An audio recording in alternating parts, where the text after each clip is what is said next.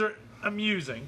Sometimes that was just dumb, though. It doesn't even make a book title. I'm the book of, well, if I go with my actual first name, of the Winds Win. Yeah, it's a dumb one. I hate the ones where they're asking the math problems and they change one tiny thing. Hey, how you doing? Oh, hey, in the picture, you know, and you've got to find out that there's one tiny thing different, and then the math's all different. And the ducks? Do you remember the ducks and the ducks a couple weeks ago that was going around? No, I didn't see the. How many ducks are in this picture? And there's like ducks inside of the ducks, and you're trying to. No, I didn't see the ducks. Yeah, there's been one going around about these women sitting at a table. How many legs are under it? Yeah. Yeah, I don't know. I can actually bust that one wide open. It only takes 2 women to meet all those conditions, not the 3 that the internet says is a solution. Anyway, I hate those things and I don't participate. Contrary to what that sounded like. Right. I hate them. You gave us a pretty good breakdown. I hate them. Hate them. Anyway, thanks for joining us. If you're not joining us yet, you'll join us shortly, or you'll never see this, and I'm not talking to you. There is that. Alan is hitting his buttons right now. I'm hitting. These are buttons. Sharing us out. Well, they're screen. Don't tell me. Whatever. They're still called buttons. What do you call them? I don't know. I've had a phone with buttons in Facebook years. has a like button. What else would you call it, man? Come on, you. What are you? What generation are you? You're not a millennial. You're too old for that. You're too old to be a millennial. Oh, hey there, Michael Shoop. Shoop. Just say boomer. Doop. Whoa. Actually, I'm kind of in the boomer, but it depends on which graph you go with. 66 is right there at the end. Boomers really end at 64. I'm more of an Xer. Yeah. Are you a Wire? Maybe. Anyway, here we are back once again. Good to see you, Gildies. We missed you. Welcome back, Gildies. That's our name for you. If you haven't caught on, I've used it a few times here and there. You're our Gildies. So, you know. And it's that time again, and you have turned your media machine to the proper frequency. And you can now enjoy the rarefied air of episode 68, Chatter the Squirrels. Oh. That's us. The shells of my mind have gotten pretty crowded with all these awards we've been talking about the last few weeks, all the Oscars and the Emmys and Tonys, Grammys, the Nobel that we think we won. Yeah. And definitely the Peabody from last week. Was that last week? Yeah. Last week's Peabody. I can't do better than that, man. Thank you, Sherman. Not getting to see Sherman was horrible. You know, he wasn't there. He wasn't there. So anyway, they're beautiful tokens, but that's just tokens, and we've got to move on to the real world. And that's the thrill of talking to you folks every week. And so that's what we're here for, to talk to you about stuff. And we actually have a lot of stuff to talk about. So, we got quite a bit of stuff. So you better hang on to your flash underoos so that they don't squirt right out of there when we get going. That's right. I'm with you. Okay. Let's, all right. That's good. Throw a little bit of peanut in there. If you don't like Jeff Dunham, and you might be doing your comedy wrong. So I've been watching a little bit of him lately because Netflix is a horrible place to go to. There's nothing on there worth watching. But Jeff Dunham, he's pretty good. So anyway, here we are at Grove Gamers Guild with you Guildies watching, and we are moving forward in our phases maybe faster than the rest of the world. Yeah. I've done some talk to my normal patrons and my mostly regular and even some of my not so regular patrons, and we're starting to add events back in here at the guild. If you are more comfortable wearing a mask, wear a mask. If you're more comfortable staying home, you should stay home. If you're sick, don't come out and mess with us. I know asymptomatic's a thing, but you know, community needs community. Certainly do. And we're providing the community, and that's just the train I'm on. If you disagree, that's fine. We can disagree about stuff. That's just where we're at. So you will begin to see my calendar repopulate with events. We're doing an FNM booster draft tomorrow night. We got a Commander thing on Saturday. And we'll have pre-releases come pre-release weekend. Yep. So be Core watching 21, for those. we haven't seen much yet, but it's already shaping up to be interesting. We'll get there. I believe that I'm doing what my community wants, and so therefore I think I'm okay. I don't wish bad health on anybody, but I do believe herd immunity is how we're going to get rid of this thing eventually. Not that we're going to get 7 billion vaccines. Right. But I'm not going to get into a whole lot of political stuff with you on that. It shouldn't be politicized anyway. But anyway, we are moving forward here at the Guild. All right. So let your conscience, your brain, and your reasoning be your guide, and consider what's best for you as we move forward. Just know that you can play here at the Guild. Again, I'm not inviting every Tom, Dick, and Lily from wherever to come play their F&Ms here instead of at their LGS who maybe isn't holding it. That's not the idea. I'm not going to max this place out. We're still trying to stay in the 8 to 12 range in the building here. So, but my locals certainly welcome to come out and play. So with that in mind, like I said, this Friday is a booster draft with the Coria. Drafting the Courier tomorrow at 7. At 7. Commander at 6. $15 entry. Yep. Free Commander on Saturday night at 6. We're going to play some Commander right here at the Guild, so come out for that. And then my calendar, like I said, is populated. You can check that out. Facebook events, on the web page. The Google Calendar is populated with events. Those are going to be happening. We want to talk about the. We had an interesting beginning to the week. I mean, Monday. we got another BNR thing that Didn't we popped just up. have one of those? We just had one a couple weeks ago, and it's like, here's another one. And Welcome I back. don't know if anybody was specifically looking for the fact that I think Agent of Treachery was on the block. Everybody knew that. Yeah. I think Fire's Invention might have caught some people. Yeah, Fire's Invention caught me a little bit. I get it. Fire's decks were running all around. I haven't played a lot of Standard recently. Fire's was a cool card. I get cheating mana cost, but I felt like it. I thought that card might end up being okay because the limitations they put on it, I really thought maybe when you can only cast stuff during your turn, I really thought that might be enough to slow it down. If you can't interact outside your turn, It seems there should like be plenty of windows. it seems like we can break about all the rules that we've come to expect if something's powerful enough. Right. I mean, how many people were playing 80 card decks so they could play a companion? right. That's horrible, right?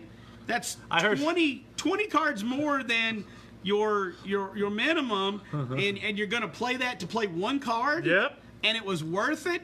Doesn't that just kind of take our belief system and just kind of...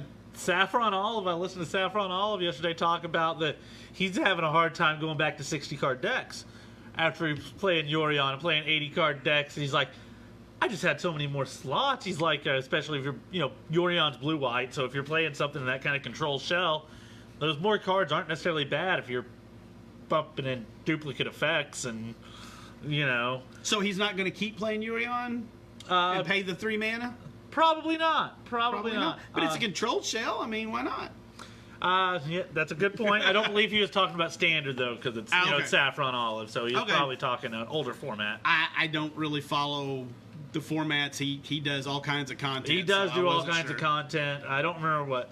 I listen to the MTG Goldfish cast every So, week. anyway, the big thing was, besides the BNR, was the total, as I keep calling it, the morphing of Companion. Yeah. And it's actually a little bit like that, because now you pay 3 generic mana at sorcery speed, only when the stack is empty, Yeah. and you can cast a sorcery, to put your commander, or your companion your companion into your hand. 3 generic mana. And that is a special action that can't be responded to. It's a like morph, Yep. which is a special action. It is It's just like like playing morph. your land. It's a action that cannot be responded to. Nothing can be It done. can put a trigger on the stack. Yes. Morphing puts a trigger on the stack. You can have lands that put trigger on the stack, but you can't respond. You can't stop them from playing that land. Right. You can't stop them from going and getting their companion. Now, once they go and put it in their hand, you can rip it right out. You can strip it out of there. Yeah. You can pithing needle, whatever Whatever you gotta do, yeah. whatever effect you've got, you can do for it. So that's really a history making thing. Yeah. As I've been saying, I don't believe we've ever seen anything like that, short of the way that the super type legendary has Right. been messed with over the years. bounced Where around. you can only have one in your deck, then you could only have one in play. You and your opponent could only have one between you. So if you cast one, yours killed theirs. Oh, it's been different over the years. And the reason I'm bringing some of that up is I had a fellow in today, Paul, and I don't know if he's watching, but I know he watches our box breaks. He got in on the last one. Oh yeah, Paul. He likes hearing some of the old stuff because he's been playing for a while, not as long as us, but he's never been into the story or into a lot of the history, and he likes hearing that. So I told him I try to hit a balance of telling a little bit of stuff because I've been around a while, but yet not getting buried in it. So yeah, Legendary has changed many times. We'll have to research that someday and see. Yeah. Might be as many as half a dozen. Might be as few as 4. They've tweaked at least around, 4 times. They've tweaked around with like some of the intricacies of the rulings on certain mechanics, but not just flat out. Not how it worked. Not how the whole mechanic. No. How it triggers this or small things, small details that we don't ever notice, but judges know, kind of thing, have been messed with, but never an overhaul like this. Yeah. And I think that it accomplished what they wanted it to do. I'm pretty sure that effectively is going to kill companions in Eternal formats. Like I said, the example I used earlier, and it keeps popping into my head, is Lurrus and Vintage. You used to be able to Black Lotus into a Lurrus, replay the Black Lotus turn 1. That's not a possibility now. You need a lot more hoops to jump through. You need a couple moxes in the land to make it happen. You know. You can Black Lotus to pay for Lurrus. Right. It is, you know, it's still powerful. Don't get me wrong. It can still be powerful, but it's not that kind of powerful. 3 mana in something like Legacy or even Modern, 3 mana is a lot. 3 extra mana is a lot to ask. Yeah. Standard, I think they'll still be fine and playable in Standard. You know, turn to, you know, if you got one of the ones that's a 4 or 5 drop or something, you know, turn 3 or 4, you can go ahead and put it in your hand, drop it the next turn. I don't think it's going to slow you down in a slower format like Standard, but your Eternal formats, yeah, that does them in, I think. So, guys, we're going to be talking about a couple articles here I read this week. We're going to be talking about the Signature Spellbook, just to give you a preview, a little bit of 2021 pre-release and so forth. We will be busting packs at the end. I'm going to give away the backpack at the end. Yeah. And we also have Mayro's teaser for Core 21 we're going to go over. So we do have a lot coming up. We got a lot coming up, So I see people jumping in and jumping out, and obviously not everybody's going to catch that. We maybe should start saying that at the beginning, but that is what we've got coming. Yep. The backpack giveaway full of board games. Yep. And I've got all our tickets right here we'll be drawing out of. Yep. All right, so I did read a couple of interesting articles this week, and I don't always bring up stuff that I read, but again, we've been a little light the last few weeks. I was trying to pad up. We're starting to get some events rolling here in the store, and I wanted to have some stuff to talk about. So the first one we're going to talk about is I read a pretty interesting article on Hipsters of the Coast by Zach Barash. Yeah. I hope I got his name right. Analyzing standard bannings over the course of the last 20-plus years. I found it interesting that we've had 3 different periods of 4 years each where nothing got banned. So from 2000 to 2004, all was good. Okay, we had some bannings before then. Yeah. And then Mirror didn't happen. And then Mirror didn't happen. So we had some bannings then. Then from 2006, 2010, nothing. And then we had a little thing called Jace happen. Yeah. And then from 2012 to 2016, Nothing. nothing. And then since then, it's been Ban Central a little bit. And I found it interesting. There were only 10 cards banned in those previous periods, from 2000 until 2016. In 16 years, only 10 different cards got banned, and we've had 15 cards banned in the last 4 years. So I found that interesting. We talk about how they're ramping up. Yeah. At least if you listen to Reblogatog, we talk about how they're ramping up Standard. I think we've talked about it here. Sometimes I mix the 2 shows together. So you really ought to be watching them both to get all the intel there. And the other thing he brought up was how WOTC handles bannings. In the early days, they were almost ashamed of banning a card. Oh, they did try to do anything they could not to. And they were apologetic. They were like, we're sorry. We try not to have this happen. You know, because we know people go out and get a card. They trade, they buy, they open packs, whatever, getting cards. But as we've come forward, and now with our ramped up sense of bringing more power to Standard, Yeah, which they have done. I believe this previous week's banning didn't really say a whole lot. No. You know, they've gotten where they're not apologizing for the bannings. This is a normal course. And he wasn't sure. You know, I think I'm going to expound on my own thoughts. He did bring up that on Arena, it's really easy to give you another rare wild card or mythic wild card or something and let you get a new card. Mm-hmm. In paper, not so easy to do that, right? So I just wonder if this is making people gun shy on Standard, that so often they're banning these cards, and what effect it's having on Standard. And I'll be honest, it makes me wonder if, especially with this being the year of Commander, if Standard isn't really Standard anymore. Right. If that makes sense. Yeah.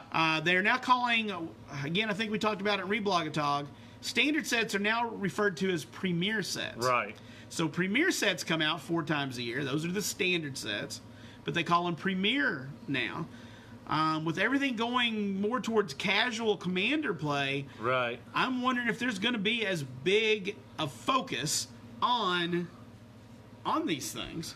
Well, I see Standard is going. I mean, they've already. I mean, Arena just shows it, but I think Standard is going to push more and more towards being the digital format. And we're going to see, obviously, your casual Commander and everything in paper, but I think you're going to see, obviously, no paper tournaments is hurting us right now, but we saw how quick the format exploded once it was created. I think Pioneer is going to be more of a premier paper format at this point. Your Pioneer and Modern. It's possible. Because the Standard, the power limit's getting pushed, the bannings, but they're not having to do that on Pioneer as much. And Pioneer's also not got the problem of the older cards that are overpowered.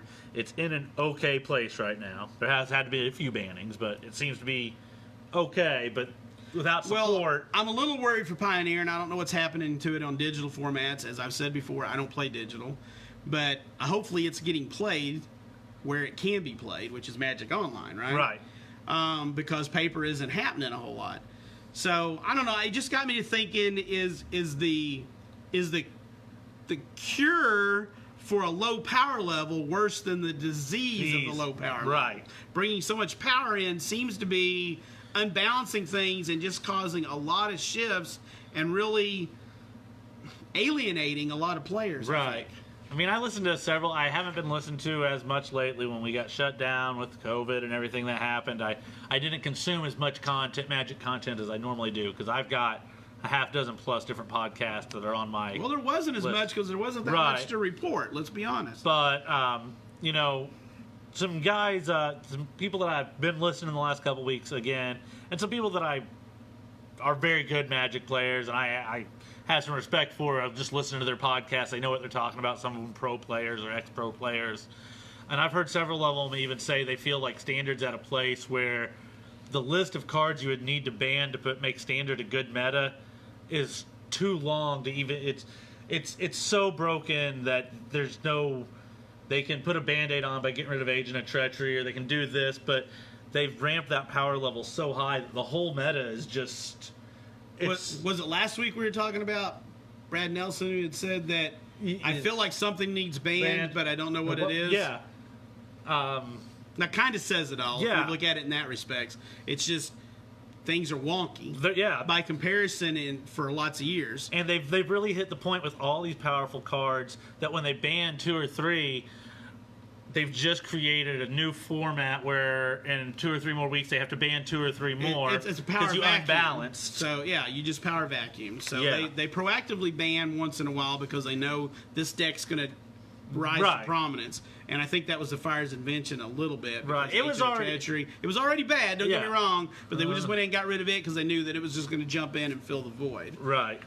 So another good article I read this week, going back to Saffron Olive, on MTG Goldfish, which if you don't check them out, you ought to. He creates massive amounts of content. Massive amounts of content. It's rare that you see anybody with a byline besides Seth.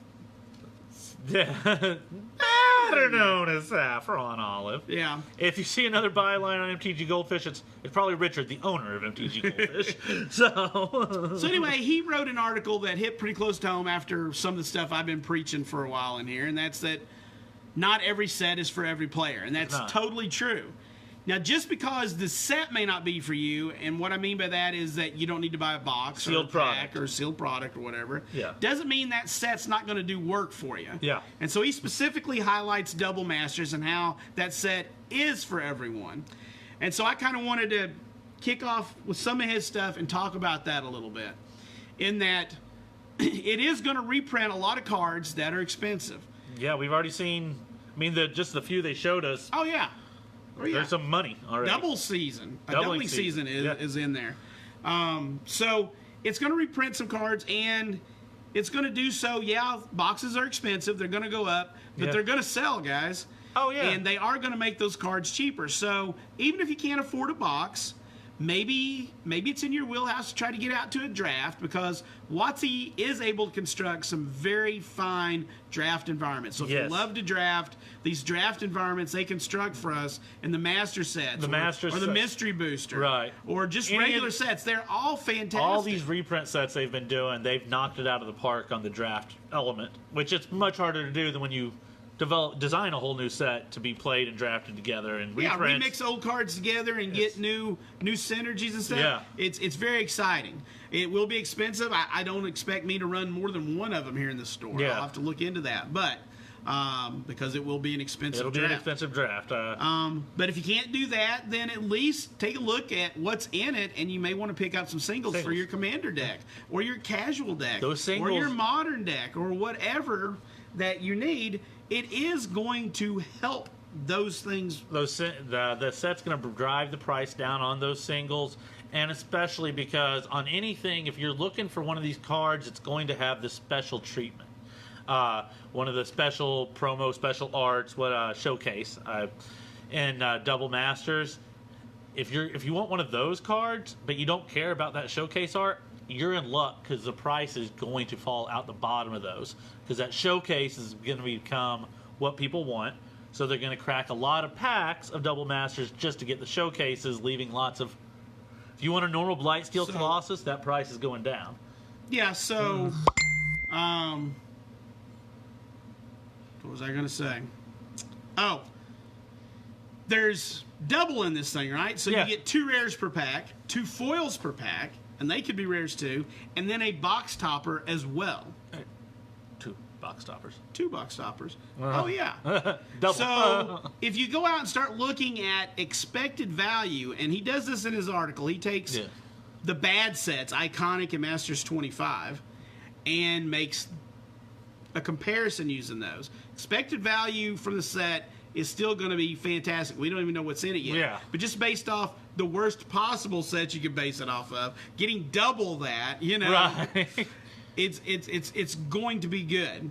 So I'm noticing again that I don't get a feed anymore. So hopefully you're keeping an eye on. I am keeping an eye on what's going on there, and Shirley's watching, because I don't even see any comments. So, So he brought that up and talks a little bit about it, and how it is for everybody in some fashion, right? So I just wanted to talk a little bit about how Magic singles prices are what they're doing right now, okay? And I don't study this. I'm not a financier. I got a store. I got a shop. But right now, a lot of these cards... Because there's no Magic Fest, there's no paper Magic. Yeah. And big card stores like Star City and Card Kingdom and Channel Fireball and so forth, they get the bulk of their inventory by going to Magic Fest and big paper events, and people will go there to the event and they will trade stuff in for other cards. They will sell it to pay for their trip to play, for their entry fee, to play inside events, to do whatever, to get cards signed. They will sell cards. And then most people probably think Channel Fireball goes to these things and makes money. Probably not. No. They go and spend more money than they make, and then they take it back, put it on their website, and then they make money. The whole reason the SCG Tour existed wasn't because they wanted to host tournaments. It was so that they could buy cards. They got everybody to come to them every weekend and sell their cards to them. It's a large reason. There are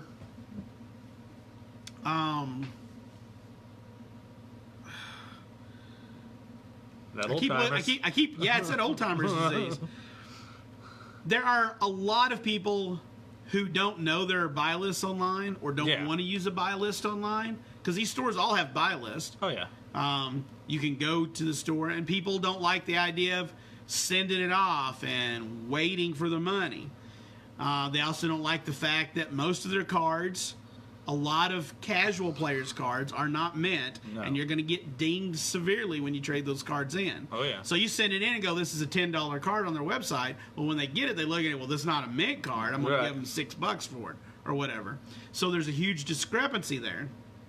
And so there is a lot of volatility right now in the singles market. Yeah. So it's weird in that it's a good time to be selling your cards if you're okay buy listing, but it also might be better to be buying them sooner rather than later, because if there's no more Paper Magic for the rest of the year, that's 7 months. Yeah. That's a long time. Those prices are going to keep going up. Prices may, and again, I'm not predicting, you make your own decisions, you're a grown person out there, may continue to rise because of all this. So now is a good time to be looking at what you're doing with your singles.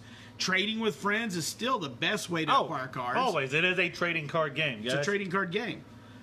Using your LGS, for those of you who aren't local, to trade. That's the only way I get cards. When you come to me and go, oh, he doesn't have any. You know why I don't have any? Because nobody brought any in here to me.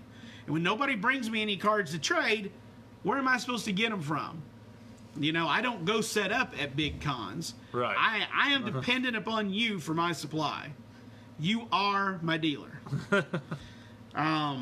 That's how I get my fix, so that I can give you your fix. So it's just something you might take a look at as we march forward into this wasteland of Paper Magic for the next few months. I'm hoping by the end of the year, even if we don't have GPs or anything, I'm hoping that somebody's taking the initiative to try to get something going. Some companies like, let's have a couple bigger tournaments, or if things are clear enough. If we can get into the fall, if they're going to open schools, I mean, guys, social distancing's probably here for a while. Yeah. You may never go into a Walmart again in your life when the employees aren't wearing face masks. There's probably some Walmart employees out there going, no. But it might be true. Yeah. They might never change. Those sneeze guards that places are putting up, probably never coming down. They're probably never coming down. Yeah. Even if COVID gets vaccinated. I don't think it's going to get cured. Vaccinated. Right. So the world is changing as we know it. Yeah. It definitely is. But that's something for y'all to be looking at. So who's excited for Signature Spellbook Chandra? Ooh. I like it. Count me in that group. It looks pretty good. It looks better than last year. It got spoiled this week. So if you're not on board, we'll go over it. You can go look at it. I shared it up. You can look at it on the mothership. But once again, it's 8 cards. One of them will randomly be a foil. Yep. If you pick so it'll be up. 9 cards. There's 8 cards and a 9th card that is a foil copy of one of the 8. Is that how it works? That's how the last 2 years worked. Yeah, okay. I'm trying to think. You got a non-foil copy of all 8, and then one random foil of one of them. Okay. So, well, it's Chandra, and they gave us the good Chandra. That they did. And we already knew that. Torch of Defiance. Torch of Defiance is in the spellbook instead of... Not new art, but beautiful treatment there. Yeah, it's the color scheme's kind of been changed. It's the same artwork, but the color saturation seems different. This down here, but that's the flame, because, that just makes it cool. We got Cathartic Reunion, obviously. Right. Why wouldn't we, right? So we got Cathartic Reunion, Fiery Confluence. Good card. That's a nice Commander reprint there. Getting lots of play in Commander decks. Past in Flames. That's a modern card, I think, still, right? Far as I know. So, along with Pyromancer Ascension. Yeah. Another modern card, another, busted card when you start playing Storm. Yeah. Which is a red thing. Okay. We got Pyroblast. Pyroblast. You know what? I just want to bring up for a moment, even though it's very inconsequential. This seems odd to me because J Spellbook, our blue Spellbook we had had blue Elemental Blast, but the red one gets Pyroblast. It just seems weird. I know there's. I don't know. I can't explain it. Rite of Flame. Cool. I'm not sure where you're going to play that. That's not. Is that the one that that's banned in Modern, right? I think so. Nobody's going to play that in Commander, so I'm not sure who that's for. I guess Legacy gets to play it in Vintage. And then Young Pyromancer. Young Pyromancer. So I love the treatment on all these cards, but yeah, and I'm not sure which ones have the new art. not Young Pyroblast is new art. Pyromancer's Ascension, maybe? Yeah, and maybe Past in Flames, too, because they don't all have Chandra in them normally. No, I don't think so. So there's 3 or 4 new arts in there. Yeah. So. But anyway, that's it. I do have pre-orders going for them. They come out the same time as Core 21. Yep. June 26th. So if you're one of my locals, hit me up on that. It looks like a knockout of the park to me. And let me know that you want one. I'll get you on the list to make sure you're getting one. You make sure you get me some money, and it'll all be good, you know. All right. So I was a little sad at first. They didn't put a lightning bolt in there, and then I remembered, well, for one, she does fire stuff, and we're getting Secret Lair lightning bolts. So I guess that makes sense. Some people are getting those. Yeah, Monday. Monday, by the way, that got postponed as well. We may have mentioned something. Oh, we haven't got there yet. Oh, sorry. Yeah. Sorry. So that's next. Today was supposed to be the kickoff for previews for Core 21. Right. And WOTC did a very good thing. And they decided to observe a National Day of Mourning called for by many civil rights organizations in honor of George Floyd and his family. Yes. So they did not start official previews today. They will be starting tomorrow. Tomorrow, yes. Also, they decided, along with that, to push back the Secret Lair drops until Monday that were supposed to start today. Yeah, and there was an MTG Arena update that doesn't go in until tomorrow or next week or something. But the lightning bolts and the birds, the big summer special Secret Lair thing that could also get you a fetch land, all that's pushed back till it'll start Monday with lightning bolts. So that being said, there are a couple that might be official that got previewed early.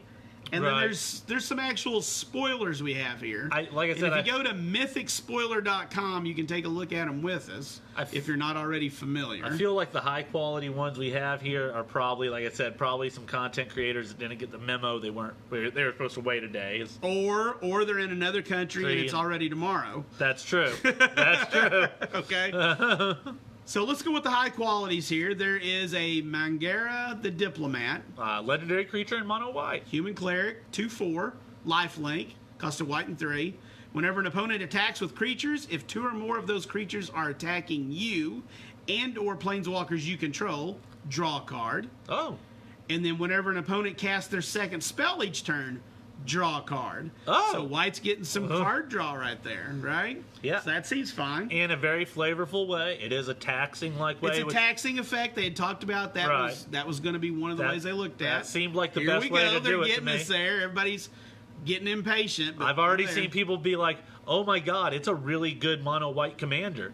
It's been, home run, WOTC. So. And then there's a red card, Double Vision, 2 red and 3. It's an enchantment. Whenever you cast your first instant or sorcery spell each turn, copy that spell. You may choose new targets for the copy. So, mono red commander, here it comes. Now, in the not so easy to read category, well, first off, we've got Baneslayer Angel, which is a reprint. Okay, 2 white and 3. Sorry, I just did 2 red and 3. Yeah. Is a 5/5 Angel with all the abilities. Yeah, fly, first strike, lifelink, protection from demons and from dragons. Right. We've got now the new Planeswalker. It's not here, but somewhere I feel like I saw a high res version of it somewhere, but here on Mythic Spoiler it's not. So the new Planeswalker is Basri Ket. Yeah. 2 white and 1.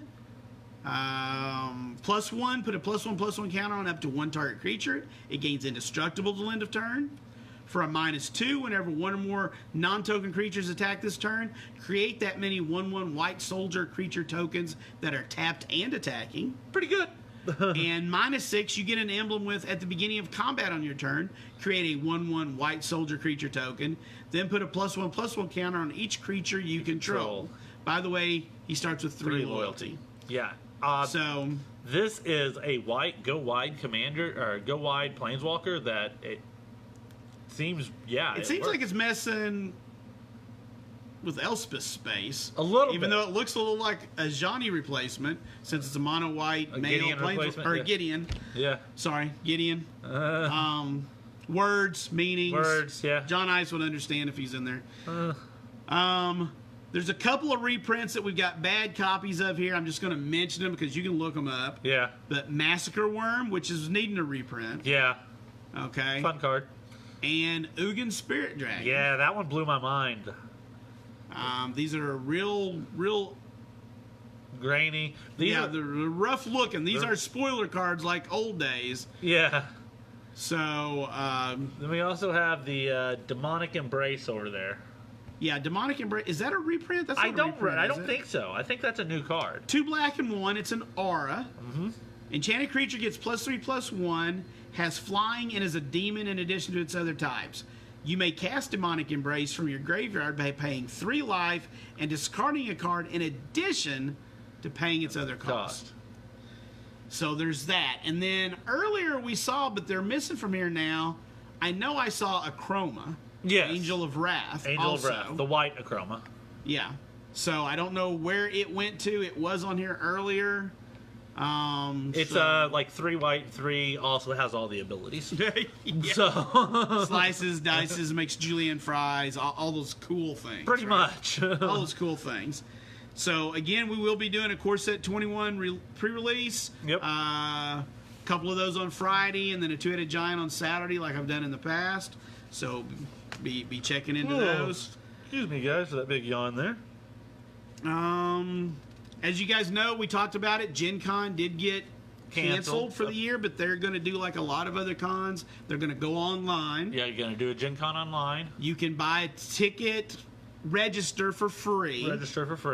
And then there may be some events that cost money because individuals are going to run those. They may have to get resources together to do them. But during the same days, there will be a Gen Con online event. Shirley can probably give you more info if she's in the chat. So again, I can't see it, so I know she normally is. And I know she's hyped to do some of the stuff in there. She was watching some of the board game panels. They've already got some board game panels up, and she was watching some of those earlier before I came down here. So you can get involved in that from home if you'd like to. So check that out. Yep.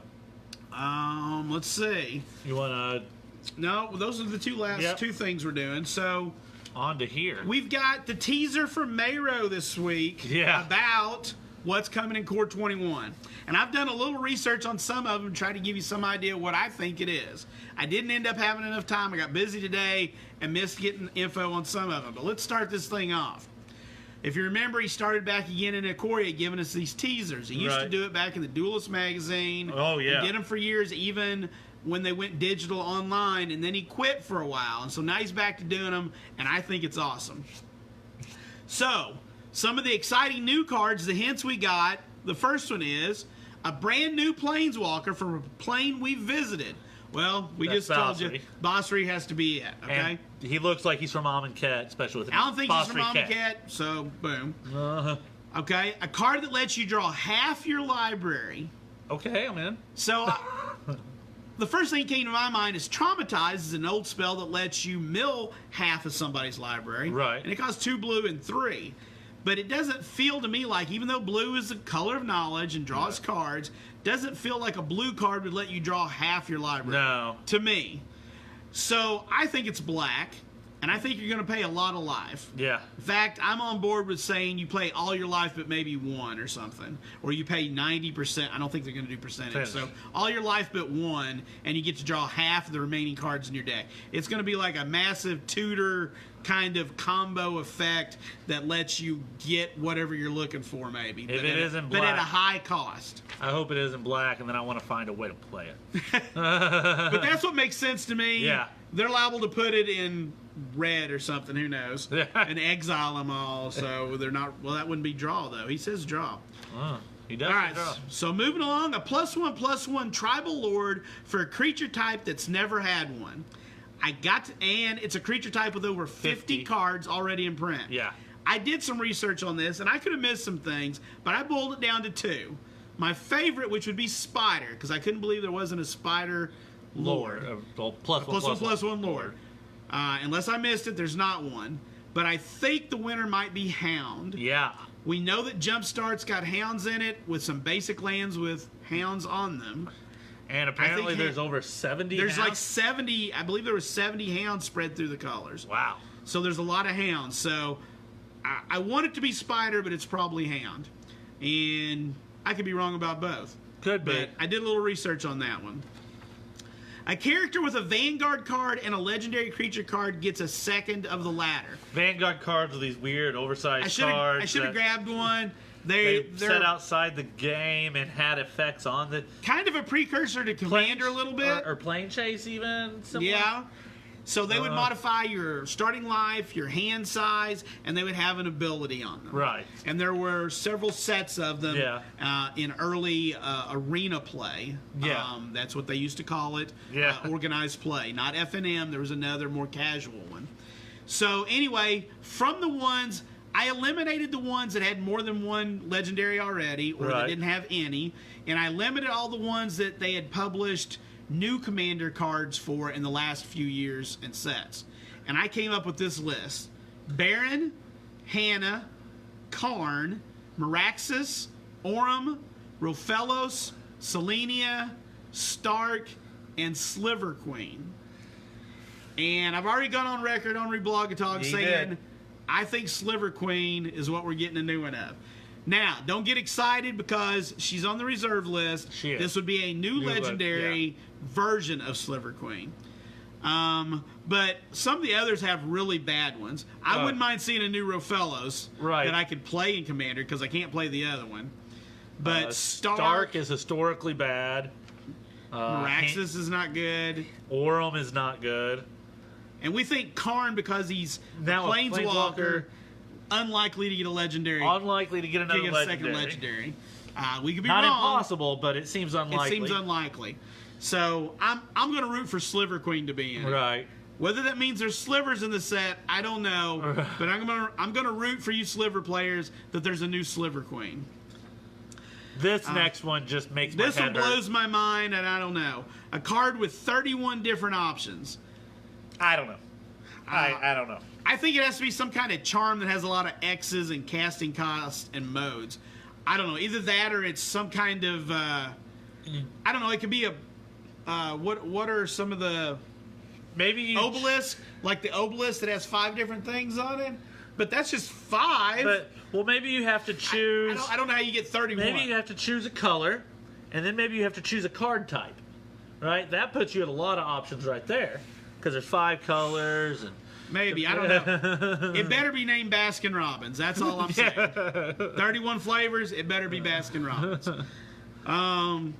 A card that gains all activated abilities of a certain subset of cards in a place it's never done it before.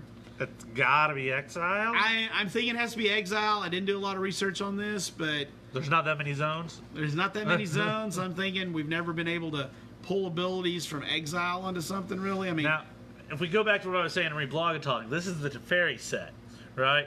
So they're going to give us back phasing, and we're going to get stuff from the phase zone, but there's not really a phase zone. There isn't a phase zone. But anyway. Let's not go there.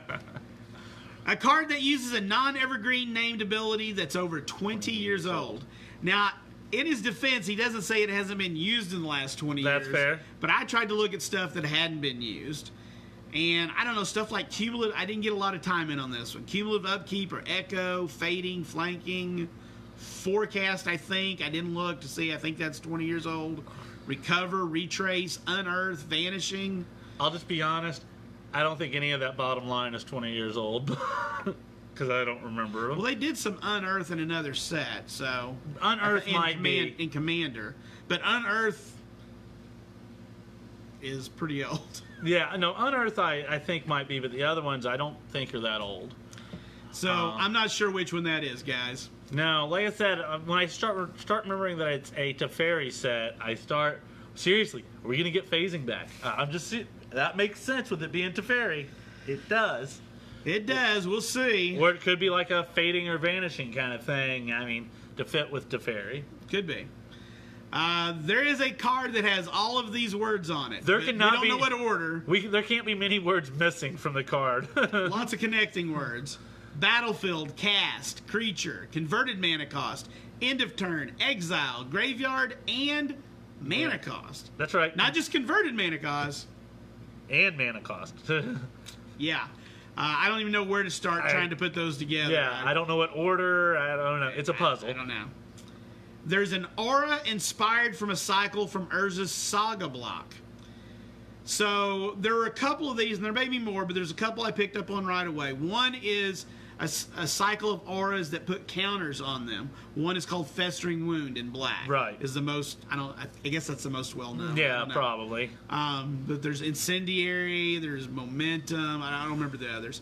Archery Training. I'm just missing blue. But anyway, you put the counter on the aura. Not on the creature, on the aura. I'm going to go with it being something like that because we haven't seen a lot of that. Putting a token on the aura instead of the creature. Right. Very different.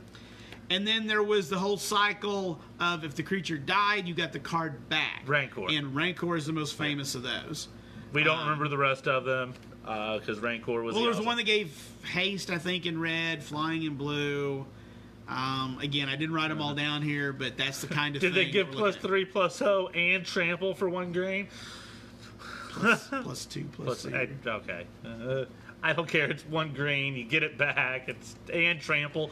It's good. It's good. Another one was a non-evergreen enchantment subtype returns. I think you nailed this one. I didn't even go looking. I just put curse. Gotta be, I think. It's a beloved enchantment subtype, and I believe it's curse. And there aren't that many enchantment subtypes. What else could it be? A Honden? I mean, I don't think. Is that? I don't know. Were the shrines enchantments? Were the shrines all? That's the Hondens, right? Yeah, they were called Hondens, but they were shrines. Shrines was their subtype. I didn't even look it up. I just put curse because I thought it was I'm pretty sure you hit that nail right on the head.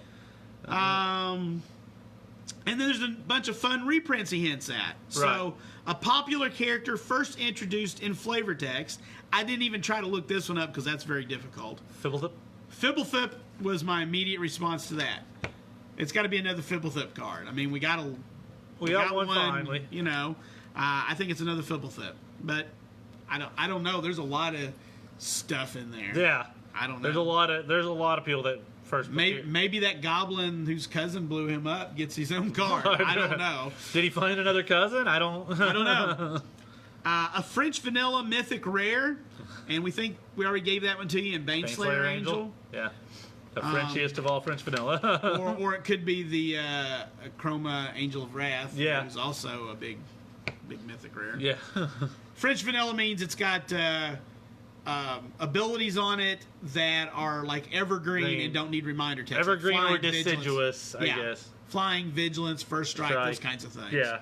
Protection. Trample, a popular aura that started as part of a cycle. And one of the reasons I believed in the counters from the other one is I think Rancor is what they're giving us. He wants Rancor. I want it to be Rancor. Yeah, I'm not going to argue with you, but I want it to be Rancor. And it was part of a cycle. They're not going to be lightning bolt. And it was popular, and not a lot of. That is very fair. Not a lot of. There are not a lot of popular. You don't like getting 2 for 1, and with this, you don't get 2 for 1 unless it's an exile. Right. So, 2 cards. Oh, a card with a unique protection. And again, we're going Baneslayer Angel because it has protection from demons and dragons. Yeah. Which is weird, but there's some other choices. Yeah. I told you what I think mine is, and I'll say it again here in a minute when we go down here. 2 cards played in tournaments that have been printed over 20 times with at least 5 different pieces of art. I didn't have the time to look this one up. It's not lightning bolt like it should be, though. That's what I know. I don't know. Don't know what that is. Didn't have the time to research it. A card that's never previously appeared in a Premier set. That's the new word for standard. Yep. So it's never been in standard before, but it's a reprint. So it's probably coming out of Commander more than likely. But that's a lot of cards. Let's connect this back with a unique protection. True Name Nemesis in standard. It's happening, guys. It's just a 3/1. You'll be fine. You just can't interact with it at all. To stay with blue, because blue's so underpowered nowadays. Right. I said, what if it's the Commander Teferi? The Temporal Archmage? Yeah, because it's a Teferi set, right? It is a Teferi set. So how about we get him? Because we need a mono blue. We're probably due for a mono blue Planeswalker, and if we're not going to have poor Jace for a while. We're not going to have poor Jace. I don't know. You got to watch me blog and talk for that one. Yeah. A card that's never been reprinted before, which has a 2, a 3, 5, and 6, all appear on the card. I've got to figure. I didn't search for that one either. No, that one seemed difficult to figure I feel like it's got to be a creature, and 2 of those numbers are power and toughness. One of those numbers is in the casting cost. That only leaves one number. Yeah, I don't know what that one is, though, and what it does. That's very difficult to search for. So. Yeah, I know. All right, a human monk. And I know a lot of y'all are wanting it to be Monastery Swiftspear. But I believe since they decided Prowess isn't an evergreen ability, I don't think we're going to get that. That's a really expensive uncommon, though. It is, but I don't think we're going to get it. So I went with Soulfire Grandmaster because that fits in with Teferi with the instants and stuff. Does. Soulfire Grandmaster. You can play it white. Teferi's got some white in him. Right. And, Fair. you know, I think Elusive Spellfist is a pretty good choice as well. And because we can't always pick just the rares and stuff, Elusive Spellfist sort of has the prowess effect without it saying prowess on it. Yeah. And it's not a rare, and it makes an unblockable creature, so I also thought it might be that. Right. And then the last one is a card from the Time Spiral Time Shifted sheet. And because, even though it's not on there now, there wasn't a Chroma Angel of Wrath. And when I started looking at Time Shifted, that was the very first card. Yeah. And I'd already seen it as a spoiled card. So that's what I went with. Whether that's right or not, that was the prediction. That's what I had time to come up with. Right. Guys, I will be having a core set box break sign up getting started. Yep. So watch for that. I'll be posting that up probably tomorrow. Somebody reminded me of it today, so I had to get one printed up and get it figured out because core set's coming out. It's only 3 weeks from tomorrow. Yeah. Just 3. Yeah. Just 3. That crunch when they push back a Coria, you know? Okay, so let's draw out for this big backpack full of stuff. Guys. Full of board games and random gaming stuff. It's mainly board games. Mainly board games. There's a Nulzar's Giant in there. Nice. And there's like a Planeswalker deck. There might be some dice. But primarily, yeah, it's that and the backpack. It's a really nice backpack. You don't just pull the stuff out of the backpack and give me the backpack back. You get to take the backpack too.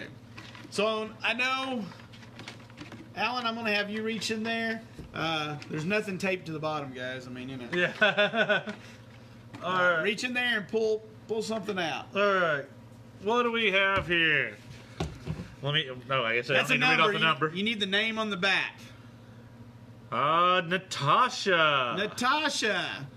Natasha, she is from the Houston area. That is Bobby's sister. Okay. I don't know if any of them are in the chat or not. I don't know, but she's been coming over a lot lately. Natasha, you won a backpack. For her and the family, they have a huge rivalry in their commander and casual play over there amongst family members. Ah. So, Natasha, you are the winner of the backpack and the board games. Awesome. So, you can pick that up the next time you're in. I will be contacting you on Facebook and letting you know.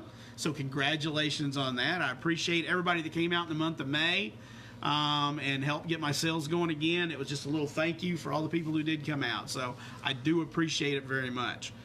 I believe we're ready for the pack busting. The pack busting. We've got Alan set up over here. We just have to move my phone over so that you guys can see what he's busting. We are going to do it a little different than we've done it the last couple weeks. We are going to bust and use the F&M cards For F&M? for F&M like we were beforehand, and the other cards will be available for Commander Night.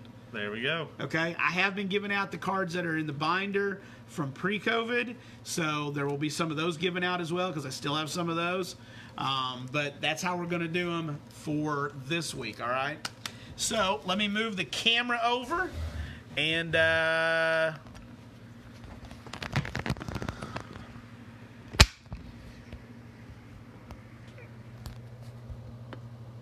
we doing? We kind of lined up there. There you go. All right, folks. Set these right up over here, and let's get started. See what we can pull this week. Let's, we haven't seen a special art out of one of these packs. I don't know if you can't get them or something, but it'd be pretty sweet to pull, like, one of those showcase arts out of here, wouldn't it? Yeah, I don't know if they put those in or not. Hey, Mystic Forge. You can still play that in most formats, I think. You can play it in Commander. That's all that matters. Heartless Act. And Slitherwisp. Oof. And they are killing it on names the last few years. I gotta hand them to them. That's good because Slitherwisp. I think somebody bought all mine. Did they? There we are. All right. Villas, Broker of Blood. Our little fairy dragon. Oh, he's cute. And a Lava Brink Venturer. It's one of our odd or even cards. Ah. Oh, look at them numbers go up once I start opening packs, huh? People know we're close to time. Since I can't see the time. Yeah. Oh, Nissa, Voice of Zendikar. Oh, Voice of Zendikar. Yeah. Flourishing Fox for F&M. Oh, yeah. Oh, there's a Triome, guys. Triome. Jeskai Triome. I don't know why it's misprinted up there. It's supposed to say Jeskai Triome. Some people are going to learn that name. I know they are, and they're going to confuse me forever. Oh, I play in Dotha. What? There is another Nissa Voice of Zendikar, guys. Wow, okay. Another Fairy Dragon. And an Emergent Ultimatum. Oh. Oh, yeah. An ultimatum.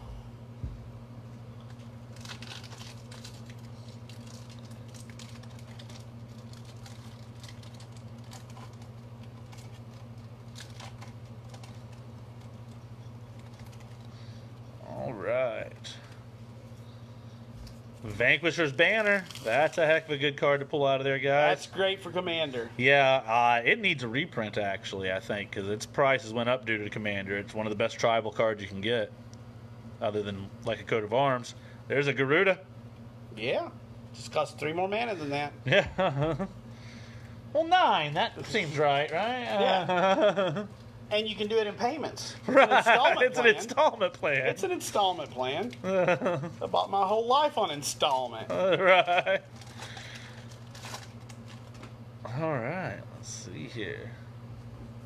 Another Vanquisher's Banner. Way to go there. Another Fairy Dragon. And a Teamer Triome. 2 Triomes, yeah. Come out for Commander Saturday. There's some Triomes. Yeah, and we go to foilies. Are you getting a foil Vanquisher's Banner and a Nissa Voice of Zendikar? Maybe, Doubling up here, man. All right. Starting it off with a foil Nissa Voice of Zendikar. Wow! Who's making the call? What are the odds of this? Foil Heartless Act. You pulled a couple of those in the regs. And a foil. Did I have that exact same pack? I don't know. We'll have to look. Somebody probably mentioned it in chat if we did. All right. Well, let's see if this is a Vanquisher's Banner. That'd be cray-cray. Yeah, I said cray-cray. All right, guys. No, it's a Leyline of the Void. Ooh. Nice foil Leyline. Flourishing Fox. We can still get one. Finish it all up. Ooh, Everquill. Got to go in my mono red Commander deck for sure. Yeah, if they just give us a Phoenix Commander. I think there's about enough Phoenixes now. Yeah. Hey, guys, that's all we got. Looks like we're wrapping up just about on time. Yep. So we do appreciate you tuning in. So we hope to see you here when you're able here at the Guild, where Everybody knows your game.